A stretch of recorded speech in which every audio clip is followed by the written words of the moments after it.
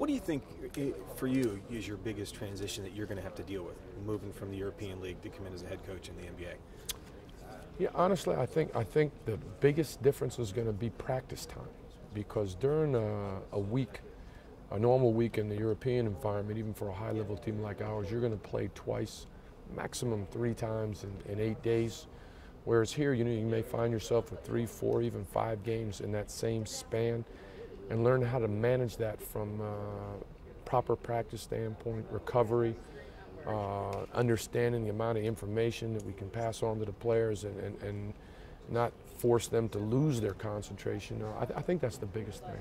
When you left the States and went over there as a player, did you ever envision that you'd be there as long as you did, and then to come back, and it took 3 decades basically to get back and live your dream? It's a great question. I've thought about that. You know, sometimes life just takes over. You know, all of us have plans, and we think about how we want to go about things, and then other times life just takes over and leads you in the direction that it seems to want to.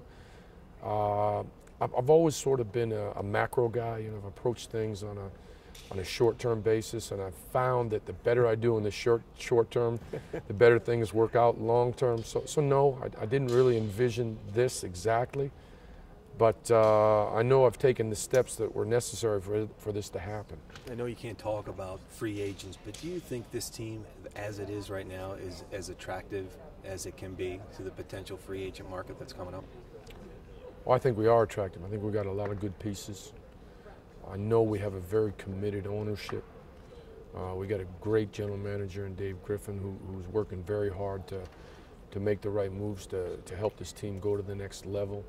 And for guys that are thinking of coming into a program where they can make their mark and they can make a difference and live and work in a great environment in a great city like Cleveland, I think this is a very attractive situation. You've been called an offensive genius by many, many people, but in here you said, I'm not an offensive coach, I'm not a defensive coach, I'm just a basketball coach.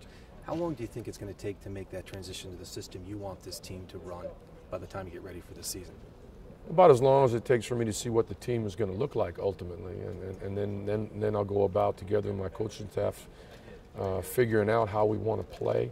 There'll be certain things that will transcend the roster, and obviously the style of play and the way that we want to move the ball and the way that we think team basketball should look like. But specifically, you know, it's going to take some time to see exactly what our personnel is going to be.